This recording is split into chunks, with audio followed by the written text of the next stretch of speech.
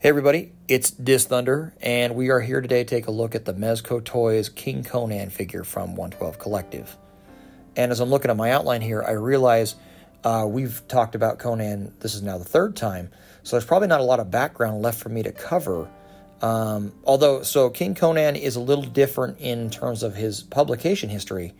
I want to say there are 5, maybe 6 short stories originally that were published, all written by Robert E. Howard.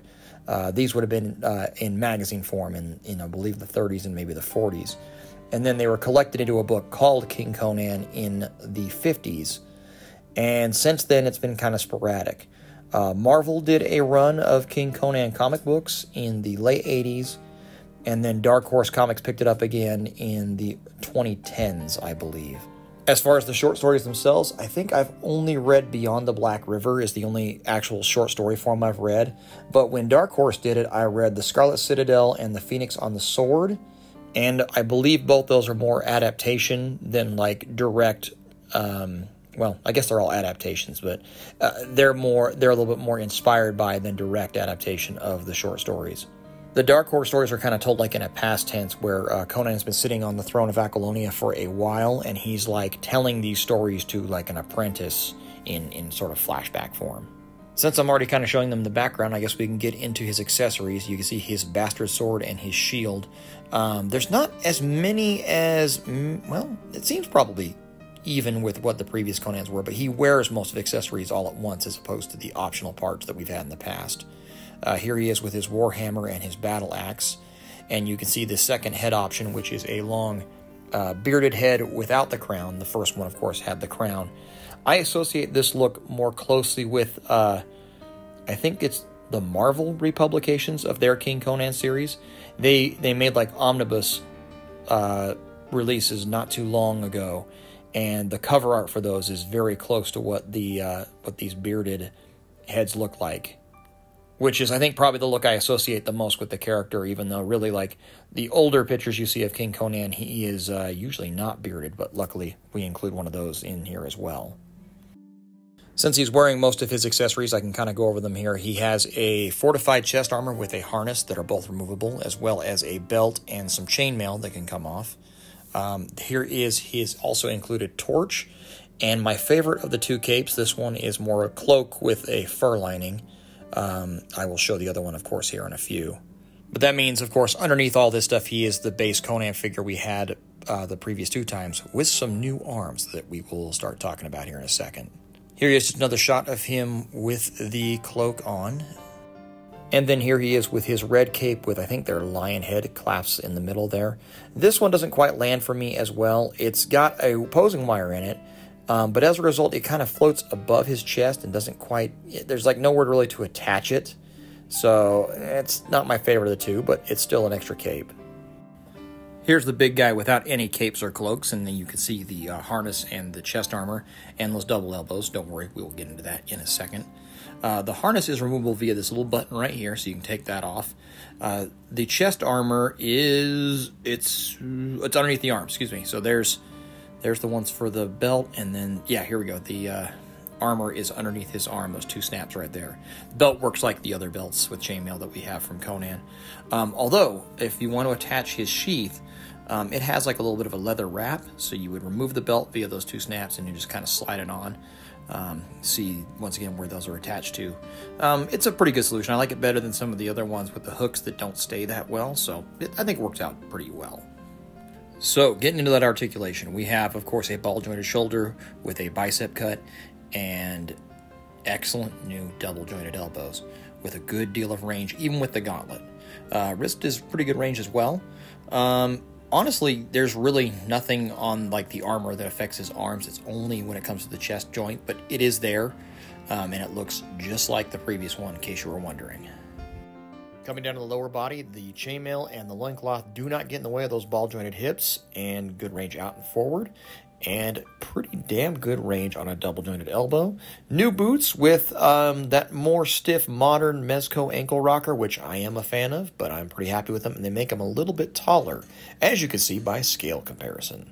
On the left is the original Conan figure, just with some extra parts from Death Dealer, and then, of course, on the right is Solomon Kane, who now Conan is almost as tall as. Solomon Kane is still a tall figure by really any standard. Here we have all three together. Once again, the original Conan on the left, just with the different helmet. The Conan the Conqueror on the right, and then King Conan in the middle. And obviously, as I said in the beginning, this is my favorite look of the three.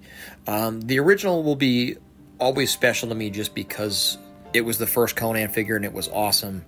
And the Conqueror is cool, especially for a Marvel comic style, but King Conan is probably the definitive look for my collection, I think. Speaking of definitive, here he is with Death Dealer, and again, the new height by those added boots makes him a little bit better scale with Death Dealer, I think. And of course, you know, the question we were all asking when we first saw the figure and saw the double elbows was, oh, so are these the Death Dealer arms? And the answer is no. They are similar, but as you can see, the veins and the scarring and even the textures are different, and I actually think the joint itself is a little bit different between the two. In fact, I think if I had to pick a figure with the most similar arms, I would say they're Roadblocks.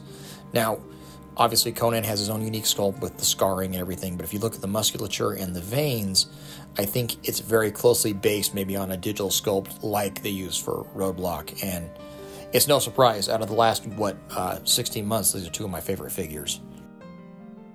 And then talking about that relative scale, here he is with Supreme Knight Batman, who he now looks squarely in the eye.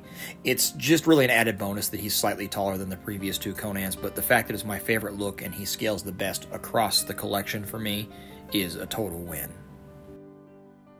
So I've rewritten my closing statement recommends part here like 3 times now, and I haven't quite got the words for what I want to convey here, so I'm just going to give it a shot and kind of hope it lands. The best I can come up with is King Conan is like the Mezco Conan experience distilled. Now, granted, we get double elbows that still can hold a hilt with both hands, as I'm showing again here just in case you forgot. But that means you get extra articulation on top of not having to sacrifice any of the original benefits of the spinning meat single elbow that we used to have. But where the other Conan figures came with a lot of extras like extra loincloths, bandoliers, and things like that, this one is like, nope, he's King Conan. He comes with this armor and these capes and these 3 weapons, and this is just how he looks. You can take some armor off if you want to get him down and dirty, but this is how King Conan appears because King Conan is a regal figure now. And, of course, I'm a sucker for old heroes, who are feeling their age and bemoaning the passing of time, but still able to put on their gear and kick some ass. So I was an easy mark for this figure anyway, but I'm an easy mark for these figures always, aren't I? So if you were in a spot where you had to pick just one Conan, if you're late to the game or, I don't know, whatever reason you might have, I think of the 3, this is the one I'm going to tell you to get and make the priority of getting this one first. And then, of course, the other 2 still are very valid, and especially for a more perennial Conan, a more classic Conan, you would obviously want to get the first or the second release. But for just getting a proper badass Conan on your shelf, I think King Conan is your best option. And that's because, obviously, Mezco Toys did an outstanding job on this figure, as they have done all the way across the Conan line up to this point, which, wow, I kind of hope it's not the end, but it sort of feels that way, doesn't it? In any case, thank you very much to Mezco Toys for helping me get one to review for you today. I hope you guys were able to secure one for yourselves as well, and thank you for watching the review, and I will see you again shortly with more. Take care.